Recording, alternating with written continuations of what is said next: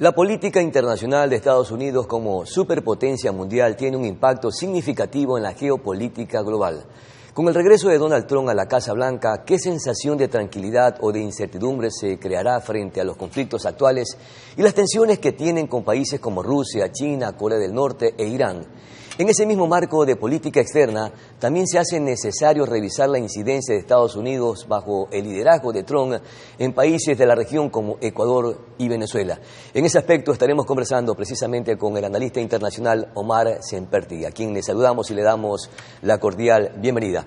Doctor, el regreso de Trump, en efecto, a la Casa Blanca, ¿cuánto aportará geopolíticamente a una probable tensión o tranquilidad en el planeta? Bienvenido. ¿Cómo estás, Pepe? Buenos días. De hecho, la presencia de Trump previo a su asunción al poder, de hecho, solamente con los resultados ya generó un efecto entrópico a nivel geopolítico. ¿A qué me refiero? De que su llegada cambia totalmente el panorama de los conflictos, por ejemplo, lo que está pasando en Ucrania y lo que está pasando en Oriente Medio. Actualmente se sabe que por la llegada de Trump, Netanyahu llegó a un cese al fuego con Hezbollah, por ejemplo. Algo que era impensable hasta hace unas semanas o meses atrás. Algo que Netanyahu había dicho o había pedido reiteradas ocasiones a la ONU y se lo había dicho a los medios de comunicación a nivel global de que él no estaba dispuesto a negociar con ningún tipo de terrorista. Entonces, ahora que ha llegado Trump y que Trump ha presentado su total respaldo a Israel, entonces vemos que Netanyahu también parece que ha recibido alguna llamada y ha decidido firmar un cese al fuego con Hezbollah en el cual se ponen ciertos parámetros, ¿no? Hezbollah tuvo que irse más hacia el norte, retirarse de la frontera con Israel y prácticamente alejarse del conflicto, ¿no? Eso es para ver cómo más o menos graficar el efecto Trump en Oriente Medio, un sector totalmente caliente, un punto caliente del mundo que siempre está en conflicto, ¿no? Ahora hablemos del tema de la guerra de Rusia con Ucrania. Solamente regálame un instante, doctor Semperti, solamente regálame un instante en la parte que usted acaba de decir. Y con este cese al fuego, que probablemente pudiera ser temporal, ¿debe de apuntarse ese mérito al mismo presidente Donald Trump o es una coincidencia?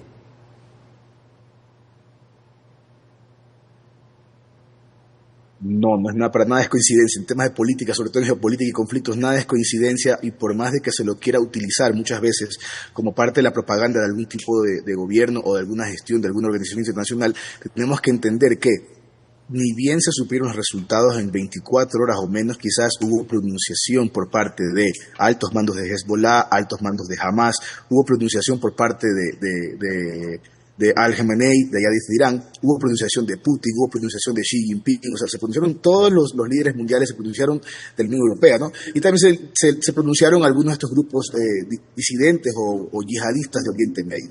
Entonces no estamos hablando de que llegó cualquier persona al poder, estamos hablando de que llegó una persona que ya demostró en el pasado que tiene capacidad de hacer ataques selectivos de ultramar en cualquier parte del globo, si está dentro de su agenda de seguridad internacional. Y estamos hablando de que es el presidente justamente Trump en la potencia mundial más grande que hemos tenido hasta el momento en la historia. A pesar de que China está, digamos, buscando una forma de desafiar este rol, sin embargo China sabe que Estados Unidos todavía tiene ese poder y por eso se ha dado este tipo de balance en el mundo en el cual estamos viendo muchos cambios que incluso, hablando ahora de Latinoamérica, ya se comienza a ver las primeras negociaciones con la presidenta Sheinbaum. Ya, y esta incidencia, este impacto profundo con la presencia de Donald Trump, que aún no asume el poder, sin embargo ya han habido los primeros resultados de cese, por ejemplo, de hostilidad en Israel, ¿cree que será trascendental o duradero? Bueno, Trump pronunció varias veces de que está dispuesto a terminar con el régimen de los ayatolas, por ejemplo. O sea, no estamos hablando de palabras menores, estamos hablando de una persona que sí tiene un conflicto casi que personal, ideológico con los ayatolas. Del mismo modo, los ayatolas han pronunciado varias veces que estarían dispuestos incluso hasta llegar a matar al presidente Trump. Entonces estamos hablando de que no es cualquier cosita lo que está pasando ahora. Con la salida de Biden, vamos a ver que llega una persona distinta, con mayor capacidad de negociación, con mayor capacidad de establecer balances a través del poder, no solamente a nivel del continente, sino en secciones como lo estamos viendo ahora, ¿no? En Oriente Medio y el norte de África. Yo manifestaba en la introducción que hay algunos aspectos de tensión internacional, pero también hay otros conflictos que provocan esta hostilidad en ciertos países, en ciertas regiones del mundo y en el planeta en general. Por ejemplo, analicemos el conflicto Rusia-Ucrania. Trump ha dicho que va a disminuir el financiamiento que destina a Ucrania para esta guerra. ¿Se podría interpretar como una victoria absoluta de Rusia? La victoria de Rusia, de hecho, nunca estuvo en cuestión, hablando a niveles reales, ¿no? Lo que se estaba hablando era de cuánto tiempo le iba a tomar a Rusia conseguir esta victoria. O sea, el poder militar, el poder bélico de Rusia siempre fue superior que el de Ucrania. Ahora, no por eso se debe desmerecer el rol o el papel que jugó Ucrania a nivel de estrategia militar y de despliegue, que ha sido fantástico realmente para un país que no tiene la misma capacidad bélica. Es una guerra asimétrica, ¿no? Estamos hablando de una gran potencia contra un país no tan potente a nivel bélico, pero que tuvo la preparación, tuvo la ayuda también de la financiación por parte de Occidente. Ahora, dentro de esta negociación, hablando ya de temas mucho más, digamos, técnicos, el tema de la negociación no va a ser, creo yo, si es que Ucrania se queda o no se queda con los territorios que ya han sido dominados por Rusia. Yo creo que el tema de la negociación va a ser si es que Ucrania ingresa a la Unión Europea, pero que se descarte totalmente su ingreso a la OTAN, por ejemplo. Esos serían puntos a tocar y que se debe tener en cuenta con respecto a este conflicto y a esta negociación. Ya, eso con respecto a un conflicto externo, pero ¿se pudiera ocasionar un conflicto interno con esta propuesta de ya no entregarle financiamiento a Estados Unidos a través del presidente Donald Trump? Inclusive hasta los demócratas pudieran entender o interpretar que precisamente este sería como una especie de favor que se le haría a Putin o a Rusia mismo, y estarían blindando esa oportunidad porque se podrían interpretar algunas cosas. ¿Generaría o no un conflicto interno en el país con esta decisión de Donald Trump? Bueno, la polarización en los Estados Unidos se va a dar por diferentes motivos. Este puede ser uno de esos brotes, ¿no? El tema no está aquí en tanto de la financiación solamente, sino en cuanto a la postura. Los demócratas y, digamos, ciertas partes de los republicanos hicieron mediciones sobre quiénes están de acuerdo con la financiación de este conflicto. El conflicto va más allá de los partidos, es un tema transversal, por ejemplo. El estudio que hicieron y las mediciones que hicieron arrojaron resultados en los cuales demostraron que personas que tenían más de 40 años, o sea, de 40 para arriba, se preocupaban más del conflicto en Ucrania porque de pronto tenían algún tipo de remembranza con lo que fue el periodo de la Guerra Fría, por ejemplo. Entonces veían a Rusia como la continuación de la URSS. Ahora, los sectores que tenían menos de 40, específicamente menos de 30, veían que el conflicto en Ucrania era importante porque para ellos era un tema de libertades, era un tema de que Rusia representa una potencia autocrática, autoritaria, representa para ellos todo lo ajeno a lo que los millennials y centennials creen, que es el tema de las libertades individuales, este tema de los derechos de reproducción, de los derechos también de identidad y todas estas cuestiones ambientales, ¿no? Entonces, para ellos era otro tipo de tema. Entonces, estamos hablando de que había un gran porcentaje de la población que sí estaba de acuerdo con apoyar a Ucrania. Ahora, este tema del apoyo con Ucrania, ahí es cuando se divide, ¿no? El tema de que los más jóvenes consideran que no es necesaria una guerra o que no están de acuerdo con la guerra, pero los mayorcitos sí pensaban que era necesario ganar en el campo de batalla. Entonces, este va a ser un desafío que Trump va a tener que ver cómo lo lidia. Y como digo, el tema de la negociación, si Trump consigue que la guerra se detenga por lo menos para establecer una negociación, ya sería un logro para él, indistintamente de lo que vaya a pasar después en la negociación. Y así como incidió para que haya un cese de conflicto, de hostilidad en Gaza, ¿en qué medida pudiera incidir Trump para que exista también este cese o este conflicto entre Ucrania y Rusia? Bueno, hace menos de 24 horas Putin se pronunció y diciendo que Trump era una persona excelente, un excelente político, que ciertos grupos de poder a nivel mundial habían intentado quitarle la vida con estos atentados durante el periodo de campaña en Estados Unidos, e incluso Putin manifestó de que siente preocupación de que la vida de Trump siga en peligro hasta el día de hoy. Entonces estamos hablando de que el líder de Rusia, el máximo líder de Rusia, se preocupa por la vida de Donald Trump. Entonces no es lo mismo que el trato que tuvo Biden con Putin, en el cual no se vio este tipo de carisma, ¿no? Hasta cierto punto se puede decir que es una especie de relación carismática entre líderes mundiales de potencias, ¿no? Potencias nucleares puntualmente.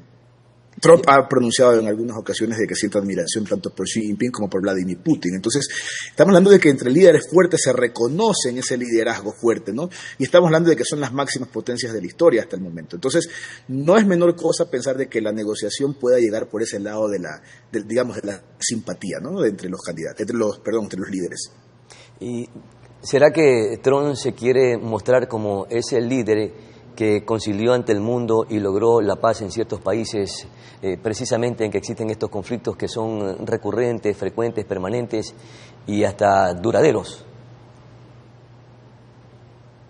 Bueno, durante la campaña de Trump, recordemos que muchas veces se posicionó el tema de que Trump fue el único presidente de los Estados Unidos durante el cual no hubo ningún tipo de guerra, ningún conflicto bélico, o peor aún, que no inició ni siquiera una especie de tensión o conflicto. Pero sí tenía políticas agresivas. Entonces, pero sí tenía políticas agresivas, doctor Semperti. Totalmente. Totalmente, y por eso al inicio de la entrevista yo mencioné de que Trump tiene la capacidad de realizar ataques de tipo selectivo. Recordemos el ataque de Soleimani en territorio iraquí, que era uno de los principales guardias de la Guardia Revolucionaria Islámica y que tenía algún tipo de colaboración tanto con Hezbollah, con algunos otros grupos proxies de Irán. Entonces se realizó un ataque de tipo selectivo por medio de un dron, un tema así, de que fue un ataque aéreo, lo asesinaron y murieron como 4 personas más a su alrededor. Irán condenó este hecho, hasta el día de hoy siguen llorando a Soleimani, que era uno de sus máximos exponentes en este tema de la yihad. Pero si vemos que tienen esa capacidad, como digo, él realizó ese ataque, pero no se desató una guerra. O sea, no es que hubo un conflicto, no es que volvimos a Bagdad, como se puede decir, no fue como en la época de Bush, que tuvieron que invadir Oriente Medio. Fue un tema de que llegó un ataque selectivo, asesinó al objetivo principal y se fue. Lo mismo pasó con la negociación con el líder de ISIS, creo que fue, ¿no? Abkur, algo así se llamaba el señor, que le mencionó literalmente, le dijo, mira, si tú sigues con este asunto yo te voy a eliminar. Entonces le dicen, bueno, en la negociación le enseñó una foto de la casa de él, la casa privada de él, no las casas de refugio donde estaban sus hijos y su mujer. Entonces le dijo, te voy a matar, sé dónde vives. Entonces ahí digamos, esto viene en serio, balance para poder desarticular parcialmente. Ahora, doctor, exactamente. Con respecto a China y Corea, hay algunas tensiones que están pausadas. ¿Qué se visora con Trump? ¿Se mantendrán estas tensiones pausadas o probablemente llegarán a acuerdos? Bueno, el tema entre las Coreas y el tema también en el estrecho. Porque ahí hay varios intereses, ¿no? Inclusive hasta el comercial, inclusive, hasta por la hegemonía global también. Exactamente. Justamente que usted menciona este tema, Pepe, mire, el tema es el siguiente. Existen varios puntos. Uno de los puntos es el tema de la guerra inconclusa de las Coreas, que algunas personas incluso rumoran ya y se está comenzando a sospechar de que este conflicto se pueda terminar resolviendo ahora durante la guerra de Ucrania, que se han identificado tropas norcoreanas y que hasta cierto punto el primer ministro surcoreano dijo hace un par de meses, por el mes de septiembre, mencionó que si se reportaban o se confirmaban que había presencia de tropas norcoreanas, él estaría dispuesto a considerar enviar tropas surcoreanas. Entonces, vamos a ver si esto se llega a dar, porque ya llegó Trump al poder, eso se dio durante el periodo Biden. Entonces, era otro el cantar, por decir así. Ahora, con respecto a lo que pasa en el estrecho de Taiwán, puntualmente con la isla de Formosa, que conocida en historia, pero que hoy se le llama Taiwán por el tema de la guerra de los independentistas allá en China durante el comunismo, ¿no? Entonces, esta guerra civil dio como resultado la creación de esta isla, o mejor dicho, de la población de esta isla con un gobierno autónomo. China aduce que nunca existió esa isla y de hecho se basa en la política de una sola China que se dio durante la Guerra Fría, que Estados Unidos respaldó. Ahora, ¿qué sucede? Biden sí respaldó hasta el principio el tema de una sola China, hasta que comenzó a ver que las tensiones crecían en Ucrania y que se veía que China tenía algún tipo de participación colaborativa a nivel de inteligencia o a nivel de venta de armamentos y de inteligencia también, o sea, de lo que era tecnología. Entonces, en ese momento Biden decidió... Sí, continúe, pensé que había terminado. Sí, por favor, culmine la idea. No, que el tema fue que envían a una de a la senadora Pelosi, por ejemplo. Ella visitó la isla de Formosa y esto generó que China lo vea con mal ojo. Con malos ojos, porque dijo, ¿cómo vas a llegar a mi país sin avisarme a mí? Y sobre todo un oficial de alto mando del gobierno de Estados Unidos. Entonces, como para poner un contexto de cómo fue la relación entre China y Estados Unidos durante el periodo Biden. Pero esto no quiere decir que Trump no vaya a meter algún tipo de presión, digamos. ¿Por qué? Porque para Trump es sumamente importante que se mantenga independiente Taiwán, que se mantenga independiente, o mejor dicho, en seguridad Sur Corea y Japón, que Singapur continúe siendo este clúster capitalista y que hasta cierto punto varias de las islas que se encuentran en el Pacífico Oeste, allá en Asia, tengan algún tipo de balance económico con respecto a la guerra comercial que va a tener China con Estados Unidos o que ya tiene Estados Unidos con China. ¿Por qué lo menciono? Porque, por ejemplo, el tema de los transmisores y los microchips se realizan mayormente en Taiwán, de los que llegan a Estados Unidos, por ejemplo. China compite en ese mercado con Estados Unidos. Pero asimismo la industria automotriz japonesa, tenemos la industria automotriz surcoreana y tenemos la industria automotriz china que está creciendo a pasos agigantados y que incluso ya con el TLC firmado con Ecuador y con algunos otros países de la región acá en Sudamérica, pues se está tratando de realizar una operación nearshoring, incluyendo a a México para poder introducir estos vehículos no solamente a los mercados locales, sino a los mercados estadounidenses y canadienses. Entonces, viendo todo este escenario, doctor Sempertegui, creeríamos entonces que todas estas acciones de Donald Trump, que aunque aún no asume la presidencia de uno de los países más potentes a nivel del mundo, significaría que son una especie de estrategias geopolíticas para ganar terreno, espacio en el contexto internacional o en el contexto mundial. Y cree que él querrá asumirse que si se logra la paz en ciertos países y regiones que están en conflicto, ¿se convertiría en ese líder que promovió la paz en el planeta? Totalmente, pero como digo, el tema no es solamente de promover la paz, el tema es vamos a ver cómo gestiona el tema económico. El tema geopolítico no solamente obedece a los conflictos, sino también a los intereses comerciales y hasta cierto punto también a los intereses que puedan tener los grupos migrantes o los que siempre van a haber intereses humana, de por medio y conflictos de intereses siempre van a haber. Correcto. De lado y lado. Ahora, ¿sabes qué? Vámonos y el ahorita. Tema con México, el tema con México, ¿no? Ah, ya, perfecto, sí, del con México. ¿Cómo se vislumbra el tema con México me parece importante resaltar que México, siendo uno de los socios comerciales principales de Estados Unidos, que también tiene una buena relación comercial con China, justamente no haya ingresado a los BRICS, por ejemplo. Y que justamente durante esta negociación actualmente que se está hablando de la imposición de tarifas por parte de Trump, que de hecho ya está redactado, dice él, el decreto ejecutivo, para que cuando ni bien ingresa al poder, pues mandar como primera orden la imposición de altas tarifas a México, por ejemplo, y a productos chinos, puntualmente. Entonces, la presidenta Sheinbaum, demostrando primero su postura política, ¿no?, de anticolonialismo, pues siguiendo la línea de AMLO, se pronunció en contra de las pretensiones de Trump. Luego hubo una negociación, se nota que tuvieron mayor institucionalidad con respecto al manejo de temas de relaciones internacionales y geopolítica. Entonces se nota que ya tuvo una negociación por medio de las cancillerías. Se van disipando. Dialogaron con el presidente Trump, llegaron a un acuerdo, ¿no? Exactamente. Ya, perfecto. Porque ahora, a China... Sí, dígame. Sí. Terminemos por la idea porque quiero pasar a Ecuador para que no se me vaya el tiempo. Perfecto. Para concluir el tema de China, México y Estados Unidos. A China le conviene obviamente que sus productos lleguen a Latinoamérica y que de alguna forma lleguen a los mercados más poderosos económicos como lo son, digamos, Estados Unidos y Canadá, los que mayor poder adquisitivo tienen, y Brasil.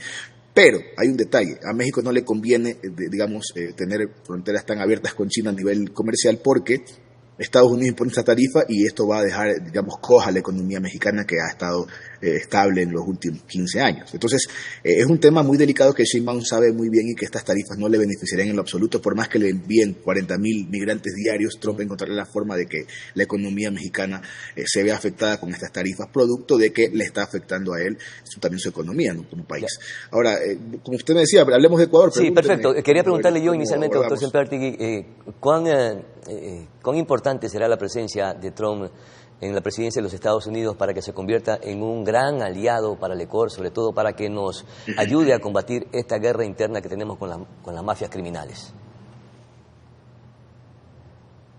Bueno, Estados Unidos como país, digamos, desde el 2016, cuando todavía se encontraba Trump todavía en la presidencia, el Departamento de Justicia y el Departamento de Defensa de los Estados Unidos enviaron unos informes hacia lo que era la presidencia, ¿no? Y ¿qué manifestaban estos documentos? Que la mayor preocupación de estos dos departamentos de Estados Unidos era que el crimen organizado transnacional, pero puntualmente el que se encontraba en el continente, que tenía fuertes vínculos con lo que era el narcotráfico. Entonces el narcotráfico y todos los derivados que salen de este tema, ¿no? El tema de las guerrillas, el tema de los paramilitares y el tema de tráfico de personas, armas, etcétera. Entonces, pero puntualmente vinculado a lo que era el narcotráfico. Entonces, ellos establecieron que en su agenda de seguridad internacional una de las prioridades sería combatir el crimen organizado transnacional vinculado a los grupos narcoterroristas, como lo llaman ellos. Entonces, para ellos ya no son solamente grupos de delincuencia, sino que ya son grupos u objetivos militares. Y que se han dispersado en toda la región, en América Latina y en este continente, en esta región del continente también. Correcto, que se han esparcido y que han permeado incluso las políticas de varios países. De hace poco salió el reportaje de The Economist donde dicen que Ecuador ya es un narcoestado. Estamos con esa etiqueta lastimosamente. Entonces, pero es un narcoestado del país, a propósito que le interrumpa, doctor, no solamente ahora, porque se lo advirtió desde hace algún tiempo, desde la época de Francisco Huerta Montalvo. Ya habían los rasgos, los indicios. ¿La etiqueta de narcoestado?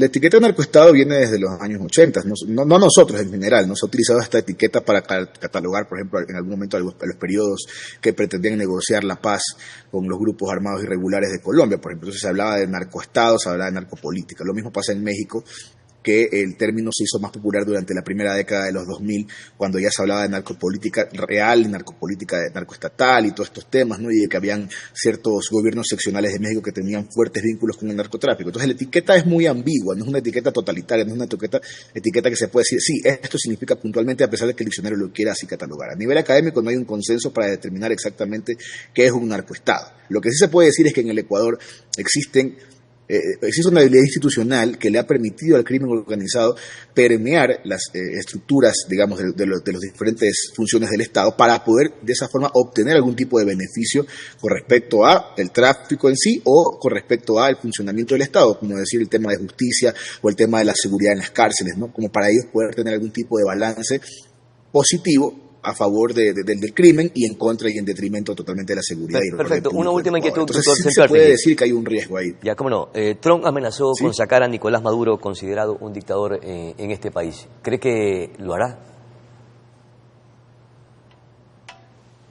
Bueno, eso es un tema bien delicado y la verdad es que si sabemos algo de Trump es que no sabemos exactamente de qué es capaz. O sea, sabemos que tiene mucha capacidad para hacer muchas cosas, pero no sabemos hasta qué punto y de qué forma lo va a conseguir. Para Trump, Maduro y todo el grupo de Maduro, todo, digamos, Diosdado y los demás que están en el poder, son objetivos militares para Trump. Ahora, yo no creería que vaya a ingresar Estados Unidos a formar a una guerra puntualmente en territorio venezolano. Sin embargo, vemos que este ejército privado llamado Blackwater, donde está Eric Prince, se han pronunciado varias veces diciendo de que Maduro ya es un objetivo militar y que ellos van a cazar la recompensa de que la cabeza de Maduro creo que valía como 20 millones, si no es más. Y que si sumaban todo el lobby, digamos, madurista, eran como más de 200 millones entre todas las recompensas. Entonces, para Eric Prince, un cazador de recompensas de un ejército militar, un ejército privado, perdón, pues va a tener alguna incidencia, ¿no? De alguna forma. Ahora, no obstante con esto, el senador Rubio y otro senador más, ambos electos en estas elecciones, se han pronunciado con respecto a que ellos apoyan la gestión de Eric Prince en diferentes partes del globo. Entonces estamos hablando de que es un tema muy sensible, claro, y que hasta el momento podría significar algún tipo de negociación con el gobierno de Maduro, ¿no? Vamos a ver a qué tipo de balance, ¿no? Algunos analistas arguyen que el tema nada más es el petróleo, pero yo creo que el tema no solamente es el petróleo, porque para Trump el tema también es el tema migratorio, el tema de seguridad internacional. Entonces vamos a ver qué tipo de negociaciones se dan con el régimen de Maduro, o si es que acaso la verdad se da algún tipo de conflicto o algún ataque de tipo selectivo, no lo sabemos. Claro, porque estos regímenes, que aparentemente son dictatoriales, no se los saca con democracia, sino en otros factores, en otros aspectos. Muchísimas gracias, doctor Omar Sempertegui, por conversar con Noticias Solomar sobre estos aspectos del contexto internacional y sobre la incidencia de Donald Trump en la presidencia de los Estados Unidos y su impacto geopolítico a nivel global. Muchas gracias. Vamos a nuestra siguiente pausa publicitaria. Enseguida retornamos.